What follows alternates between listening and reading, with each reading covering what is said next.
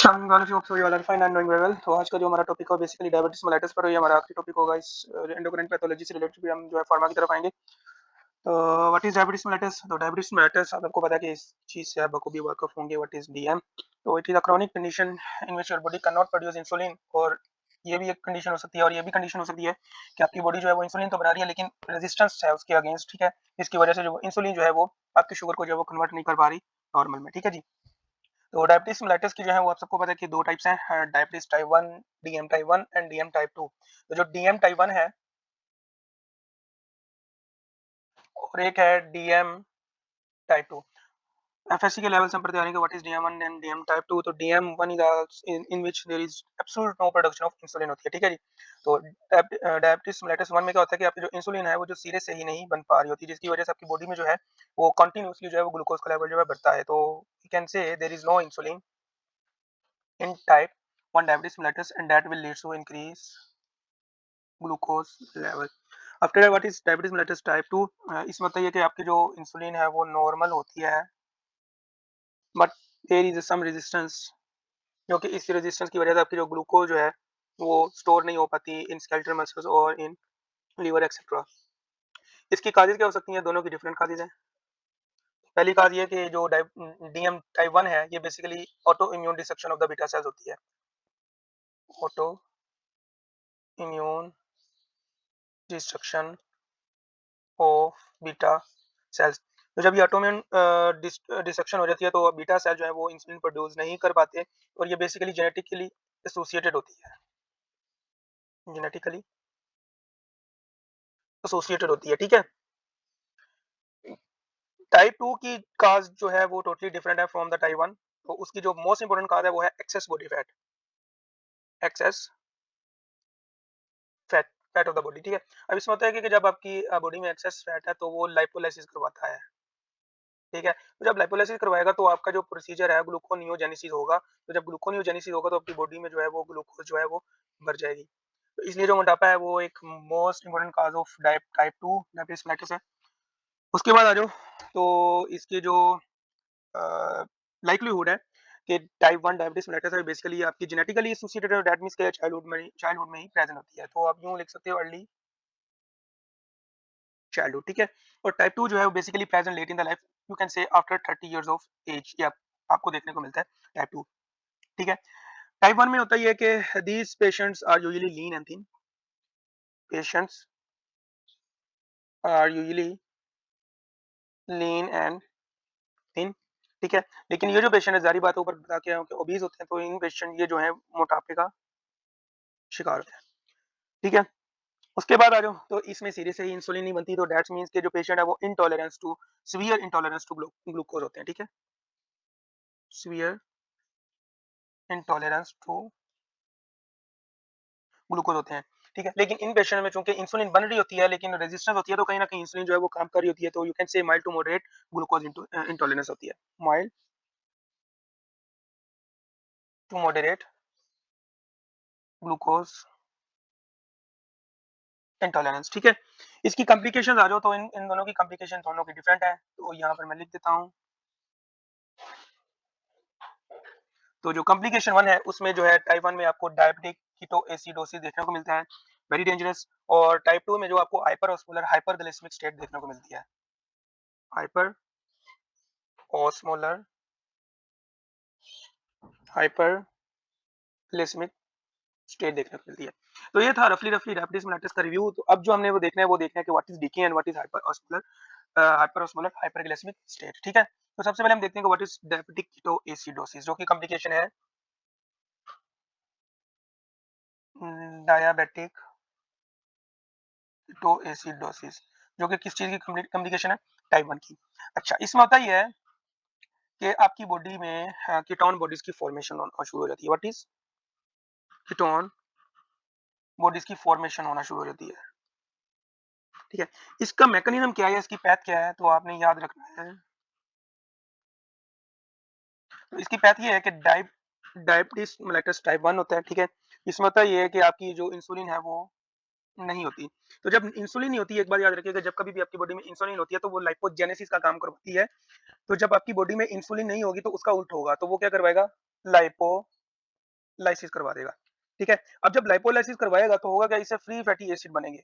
Free fatty acid जो है वो बेसिकली ग्लूकोनियोजेनेसिस तो करवाएंगे, ठीक है, जिसकी वजह से हाइपरग्लाइसीमिया हो रहा है टाइप 1 में। लेकिन ये जो फ्री फैटी एसिड्स हैं ये लीवर में जाते हैं, लीवर में जाकर ये एसिटाइल को ए में कन्वर्ट होते हैं, ठीक है, एसिटाइल कोए। अब ये जो आपका जो एसिटाइल कोए है ये कन्वर्ट होता है कीटोन बॉडीज में via an enzyme that is called HMG कोए सिंथेसेस, ठीक है। तो ये जो है आपका जो है कन्वर्ट होता है कीटोन बॉडीज में via an enzyme that name is HMG कोए सिंथेस, ठीक है। अब ये जो कीटोन बॉडीज हैं ये तीन फर्दर टाइप्स की होती हैं। The first one is acetone, जो आपकी फ्रूटी स्मेल आपको इन पेशेंट में देखने को मिलता है वो एसीटोन की वजह से देखने को मिलता है। और जो दूसरी है वो है बीटा हाइड्रोक्सी ब्यूटेरेट, बीटा हाइड्रोक्सी ब्यूटेरेट, ठीक है। और जो तीसरा है वो है aceto acetate that is primary aceto acetate, ठीक है। नॉर्मली ऊपर ही मैंने बता दिया कि जो नॉर्मली इंसुलिन जो है वो लाइपोजेनेसिस करवाती है क्योंकि वो लाइपोलाइसिस का जो एंजाइम है उसको इनहिबिट करती है जिसकी वजह से लाइपोलाइसिस नहीं होती। तो यहाँ पर इंसुलिन है नहीं तो लाइपोजेनेसिस इनहिबिट हो जाएगी और लाइपोलाइसिस जो है वो इंड्यूस हो जाएगी जिसकी वजह से आपको ये सारा मैकेनिज्म देखने को मिलेगा इन पेशेंट्स में। इसके क्लिनिकल फीचर्स क्या है, तो क्लिनिकल फीचर्स लाजमी याद रखो कि what are the clinical features for this. तो यंग बॉय होगा, जारी बात है कि कंडीशन आपको जो ये है डायबिटीज टाइप 1 जो है ये आपको यंग जनरेशन में देखने को मिलती है। तो यंग पेशेंट हो सकते हैं, ठीक है। जब आप हिस्ट्री लोगे तो हिस्ट्री ऑफ डायबिटीज मेलाइटस होगी इन रन कर रही होगी फैमिली में क्योंकि ये जेनेटिक एसोसिएशन है, ठीक है। उसके बाद इसको जो डिफरेंट जो साइन एंड सिम्टम्स है वो कौन से हो सकते हैं, तो साइन एंड सिम्टम्स में देखो डिलीरियम हो सकता है, ठीक है, इसको हम मेंटल कंफ्यूजन कहते हैं, ठीक है। उसके बाद एब्डोमिनल पेन हो सकता है, ठीक है। उसके बाद कोसोमल ब्रीदिंग हो सकती है। इन पेशेंट में जो मोस्ट इंपोर्टेंट साइन है वो ये है कोसमोल ब्रीदिंग, ठीक है। उसके बाद डिहाइड्रेशन होगी, क्यों, क्योंकि ये जो पेशेंट होते हैं वो नोइज़ा एंड वोमिटिंग बहुत ज्यादा कर रहे होते हैं। और फ्रूटी ऑर्डर स्मेल आपको जो एसीटोन की वजह से देखने को मिलेगा, तो फ्रूटी ऑर्डर स्मेल, ठीक है। ये होगी क्लिनिकल फीचर्स। अब जब आप इन्वेस्टिगेशंस करोगे तो आप इन्वेस्टिगेशन में आपको क्या देखने को मिलेगा, तो इन्वेस्टिगेशन में सबसे पहले तो आप सीरम ग्लूकोज लेवल देखोगे जो कि आपका जो है काफी रेज होगा, ठीक है। आप एबीजीज करोगे, एबीजीज मस्ट करने होते हैं क्योंकि इन पेशेंट में आपको मेटाबॉलिक एसिडोसिस देखने को मिलता है। तो मेटाबॉलिक एसिडोसिस आपको देखने को मिलता है, क्यों, क्योंकि इन पेशेंट में आपका जो है हाइड्रोजन आयन जो है वो इंक्रीज हो जाते हैं और बाइकार्बोनेट आयन जो है वो डिक्रीज हो जाते हैं, ठीक है। तो ये बात याद रखनी है। अनाइन गैप जो है वो इंक्रीज होता है। अब जो अनाइन गैप है बेसिकली वो नॉर्मल जो होता है वो 12 टू 14 के दरमियान होता है, ठीक है। अब अनाइन गैप को मालूम करने का तरीका क्या है, इसका सिंपल सा फार्मूला है सोडियम माइनस ब्रैकेट का bicarbonate concentration of bicarbonate ions plus concentration of chlorine, ठीक है। फॉर एग्जांपल वो कहता है कि नॉर्मल लेवल है वो जो सोडियम का वो 135 है, ठीक है। इसको आपने माइनस कर देना है इनटू ब्रैकेट। अब फॉर एग्जांपल जस्ट अज्यूम कर लो कि 22 है आपका बाइकार्बोनेट आयंस और आपके जो क्लोरीन है वो है 100, तो ये हो गया टोटल 122। जब आप इसको माइनस करोगे तो आपके पास जो रिजल्ट आ रहा है वो आ रहा है 13। तो ये लाइक कर रहा है between 12 to 14, that means this is normal anion gap, ठीक है। लेकिन for example in metabolic acidosis में होता क्या है, एक बात याद रखने हमेशा से वो ये है कि पीएच का रिलेशन क्या है बाइकार्बोनेट आयन पर से और कार्बन डाइऑक्साइड से। तो pH is directly related to bicarbonated ions, means कि अगर बाइकार्बोनेट आयन डिक्रीज हो रहे हैं तो पीएच भी डिक्रीज हो रही है। सिंपल इज दैट कि मेटाबॉलिक एसिडोसिस हो रहा है, अगर बाइकार्बोनेट आयन इंक्रीज हो रहे हैं तो पीएच भी इंक्रीज हो रही है, दैट मींस मेटाबॉलिक अल्कलोसिस हो रहा है, ठीक है। कि ये रिलेशन हो गया। और उसके बाद जो दूसरा रिलेशन है वो आपने याद रखना है कि कार्बन डाइऑक्साइड के साथ क्या रिलेशन है, तो ये इसका इनवर्स रिलेशन है, that means if there is a increase carbon dioxide, ठीक है, तो पीएच जो है वो डिक्रीज होगी एंड वाइस वर्सा, ठीक है। आप एज्यूम कर लो कि एक मेटाबॉलिक एसिडोसिस का केस है, ठीक है। तो मेटाबॉलिक एसिडोसिस में क्या होगा कि आपकी जो बाइकार्बोनेट आयन है वो डिक्रीज होंगे। हमने एनाइन गैप देखना है ना, तो एनाइन गैप फॉर एग्जांपल ऊपर हमने नॉर्मल किया, अभी हम लेते हैं मेटाबॉलिक एसिडोसिस में। तो 135 हम सोडियम वही नॉर्मल ले रहे हैं माइनस अब एनाइन गैप जो कंसंट्रेशन ऑफ बाइकार्बोनेट है वो हमने ले लिया 16 और इसको हमने प्लस कर दिया 100 के साथ। ये 135 माइनस ये बन गया 116। तो जब हम इसको माइनस करेंगे तो एनाइन गैप जो है वो आ रहा है 17 आ रहा है, दैट मींस कि इस बंदे को जो है वो मेटाबॉलिक एसिडोसिस है, ठीक है जी। उसके बाद ये सारी इन्वेस्टिगेशन आपने करवा ली, उसके बाद अब आपने ट्रीटमेंट करना है, तो ट्रीटमेंट में आपने सबसे पहले तो रेगुलर इंसुलिन देनी है उसको पेशेंट को, ठीक है? Regular insulin ivy Humulin are के नाम से आती है, आईवी ह्यूमेलिन आर के नाम से आती है। आईवी फ्लूइड्स देने होते हैं because of their is a severe noise and vomiting, ताकि वो जो बैलेंस है फ्लूइड का, इलेक्ट्रोलाइट्स का, वो मेंटेन रह सके। प्लस आपने जो है वो पोटेशियम की इन्फ्यूजन करनी होती है बिकॉज़ ऑफ इंसुलिन शिफ्ट। अब जब इंसुलिन लेते हो होता क्या है कि जो आपके जो हाइड्रोजन आयन्स हैं वो एक्सचेंज होते हैं। तो इंसुलिन जो है वो बेसिकली शिफ्ट कर देता है सेल्स में जब आप इंसुलिन दोगे। तो जब पोटेशियम आपके cell within the cell होगा तो आपकी बॉडी में जो है वो पोटेशियम लेवल जो है वो डिक्रीज़ कर जाएगा और क्या होगा? हाइपोकैलिमिया होगा। ठीक है? तो ये भी एक सूरत है। तो इस वजह से हम जो है पोटेशियम जो है उसकी इन्फ्यूजन देते हैं ताकि वो जो ग्लूकोज़ है सॉरी जो पोटेशियम है जो शिफ्टिंग हो रही है उसकी सेल में और आपकी बॉडी में डिप्लीट कर रहा है लेवल ऑफ पोटेशियम वो मेंटेन रह सके। ठीक है? एक बात हमेशा याद रखें कि पोटेशियम और हाइड्रोजन इनका क्या ताल्लुक है आपस में। तो यहाँ पर मैं ड्रा कर रहा हूँ कि for example if there is a case of hyperkalemia, ठीक है? हाइपरकैलेमिया ब्लड में हाइपरकैलेमिया इससे होगा क्या? इससे होगा ये कि आपकी बॉडी में जब ये आपका सेल है, ये पोटेशियम जो है वो हो जाएगा सेल में जहाँ पर ये कम कंसंट्रेशन में है, ठीक है? तो जब पोटेशियम अंदर जाएगा तो इसके एक्सपेंस पर जो है वो हाइड्रोजन बाहर आएगा। तो हाइपरकैलेमिया जब भी कभी होगा तो होगा क्या? That will leads to acidosis. ठीक है? क्योंकि आप सबको पता है कि जो कंसंट्रेशन है इनकी उसने मूव करना होता है from higher to lower concentration. Hyperkalaemia है, लेकिन वो मूव होगा कहाँ पर? जहाँ पर कंसंट्रेशन कम है, तो कंसंट्रेशन सेल में कम है। तो जब पोटेशियम शिफ्ट होगा तो एक्सपेंस जो मिलेगा उसको बदले में वो मिलेगा कि हाइड्रोजन की इफ्लक्स होगी। तो जब हाइड्रोजन आपकी इफ्लक्स होगा ब्लड में आ जाएगा, तो आपका जो पीएच है वो डिक्रीज़ हो जाएगा। ठीक है? हाइपोकालेमिया में इससे उल्टा होता है।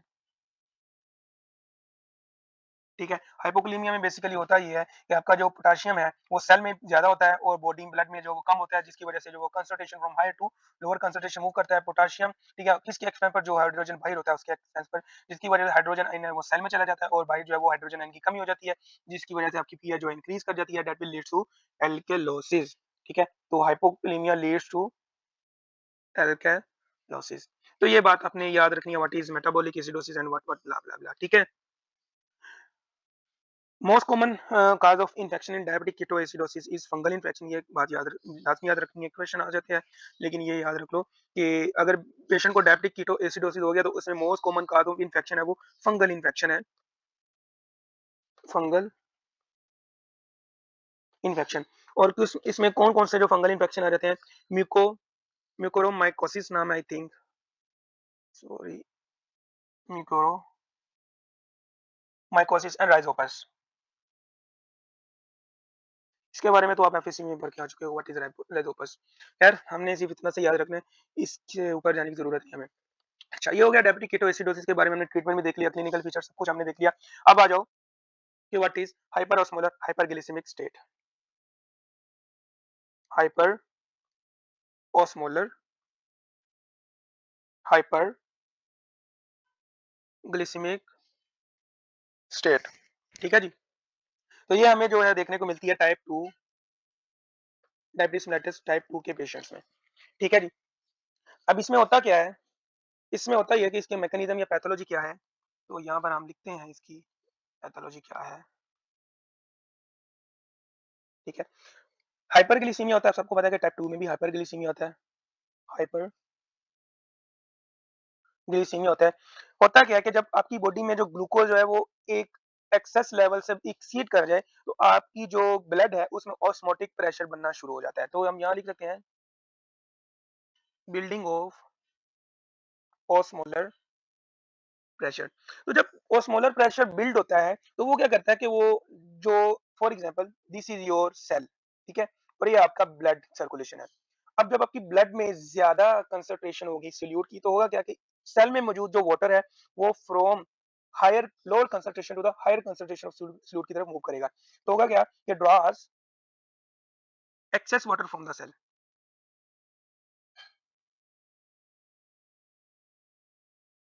ठीक है। तो जब एक्सेस वाटर हो जा होगा आपकी बॉडी में तो जाहिर बात है आपके जीएफआर जो है वो इंक्रीज हो जाएगा। तो यू कैन से कि आपको एक्सेसिव यूरिनेशन हो जाएगी। तो जब एक्सेसिव यूरिनेशन हो जाएगी तो वाटर जो लेवल है डिप्लीट कर जाएगा आपकी बॉडी में, तो यू कैन से डिहाइड्रेशन हो जाएगी। ठीक है? अब जब डिहाइड्रेशन भी हो रही है, ऊपर से हाइपरग्लाइसीमिया भी है, तो ये दोनों चीज़ें कंबाइन क्या करेंगी, ये बहुत ज़्यादा सोल्यूट के लेवल को बॉडी में इंक्रीज़ कर देंगी। Increase the solute level in body. तो जब बॉडी में सोल्यूट लेवल इंक्रीज़ हो जाएगा, तो आपकी जो ऑस्मोलैरिटी है प्लाज़्मा वो इंक्रीज़ हो जाएगी। ऑस्मोलैरिटी या ऑस्मोलैरिटी। तो ये ब्रेन पर इफ़ेक्ट करता है, ठीक है? तो ब्रेन पर जब इफ़ेक्ट करेगा, तो आपको अनकॉन्शियसनेस देखने को मिलेगी,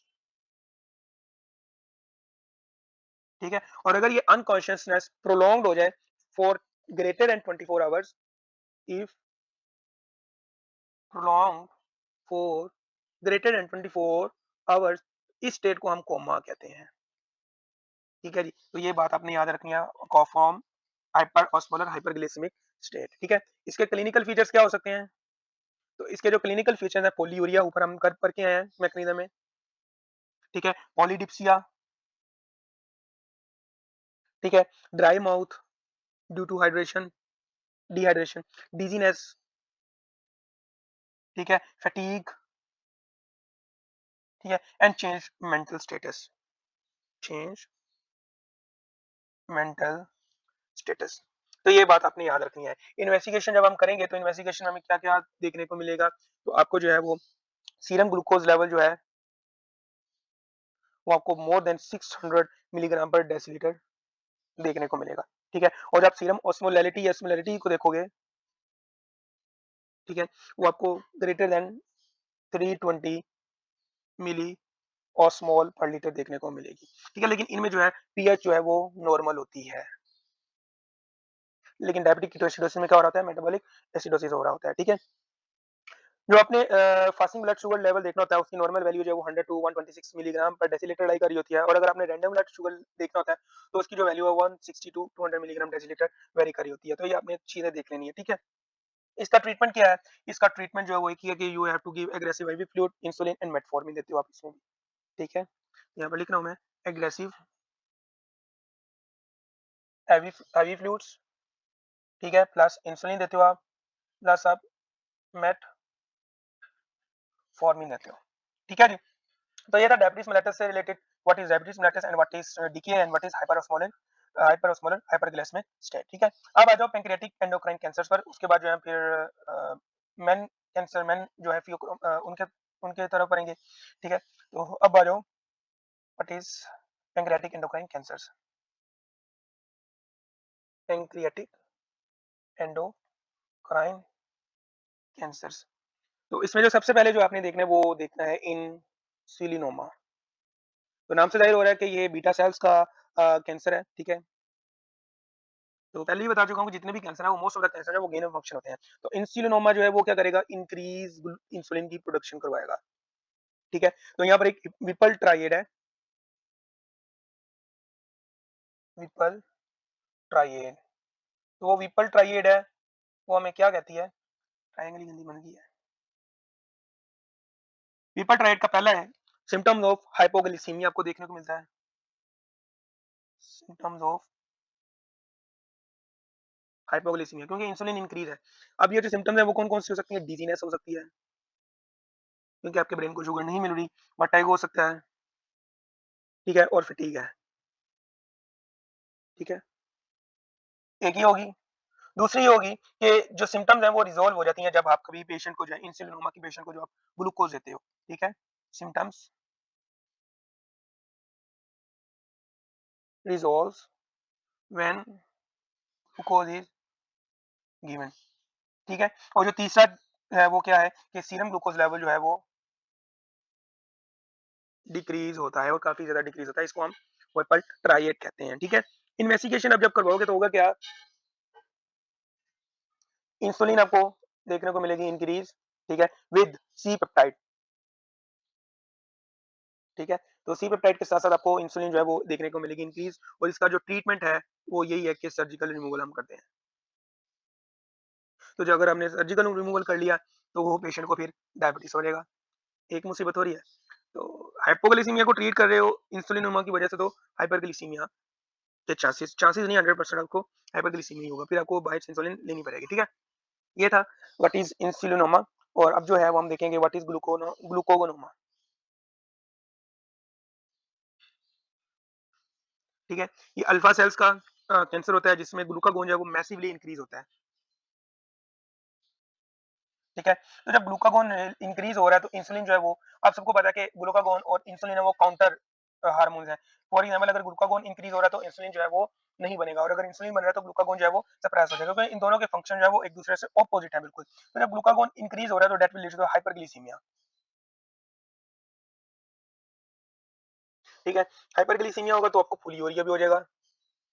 वही कहानी के बॉडी में जो है वो सीरम ग्लूकोज़ का लेवल बढ़ता है, ऑस्मोलैरिटी बढ़ती है, वाटर विथड्रॉ होता है फ्रॉम द सेल्स, तो वो फिर क्या एक्सेसिव यूरिनेशन होती है, एक्सेसिव यूरिनेशन होगी तो डिहाइड्रेशन हो जाएगी, ठीक है? पॉलीडिप्सी आपको देखने को मिलता है इसमें,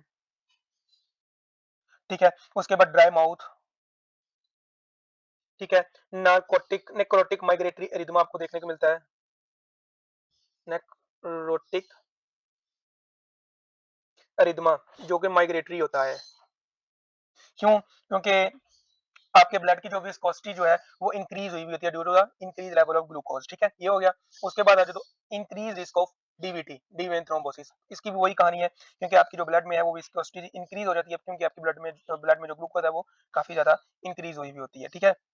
तो ये चीजें आपने याद रखनी है। ट्रीटमेंट में हमने इसमें हमने देखना होता है कि आप ऑक्टीरियोटाइड देते हो, ठीक है, या आप सर्जिकल रिसेक्शन करते हो, ठीक है? तो ये होगा ग्लूकागोनोमा का ट्रीटमेंट, ठीक है?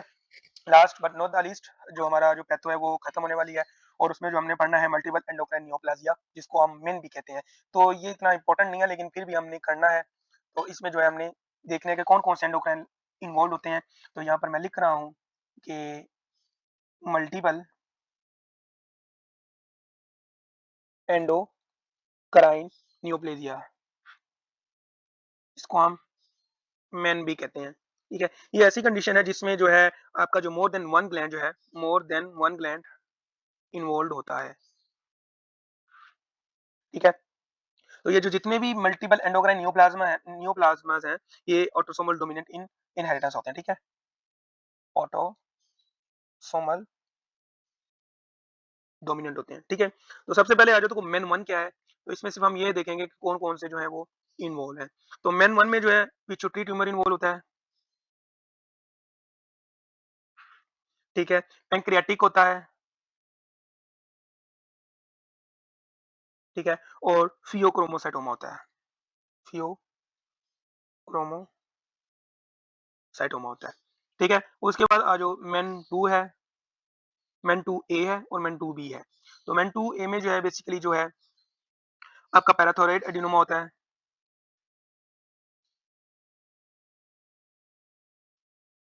ठीक है? उसके बाद जो है मेडुलरी थायरॉइड कार्सिनोमा होता है, मेडुलरी थायरॉइड कार्सिनोमा, और जो तीसरा है वो सेम अबव है, फियोक्रोमोसाइटोमा, ठीक है? अब आ जाओ मेन 2B पर। तो मेन 2B में जो है बेसिकली जो है फियोक्रोमोसाइटोमा होता है, फियोक्रोमोसाइटोमा होता है, थायरॉइड कैंसर होता है, ठीक है? और म्यूकोजल कैंसर होता है। तो ये था मल्टीपल एंडोक्राइन नियोप्लाजिया से रिलेटेड, और यहाँ पर जो है हमारी जो है पैथो जो है वो एंड हो गई है फ्रॉम द एंडोक्राइन सेक्शन। अब हमारी फार्मा रह गई है, और फार्मा के बाद जो है इंशाल्लाह अगर मेरी कोशिश होगी कि आपको साथ में मेडिसिन भी कवर करवा दी जाए, फिर इंशाल्लाह हम अगले सिस्टम की तरफ बढ़ेंगे। तो एंडोक्राइन फार्माकोलॉजी पर भी कुछ 2 या 3 मैक्सिमम 3 वीडियो बन जाएंगी, या मैक्सिमम मेरा ख्याल है 2 वीडियो बनेगी। तो इंशाल्लाह जो फिर हम फिर वाइंड अप करके एमसीक्यूज की प्रैक्टिस भी करेंगे, और हम मेडिसिन को भी देखेंगे। मुझे दीजिए नेक्स्ट वीडियो तक के लिए इजाजत, अपनी दुआ में हमेशा याद रखें। अल्लाह हाफिज।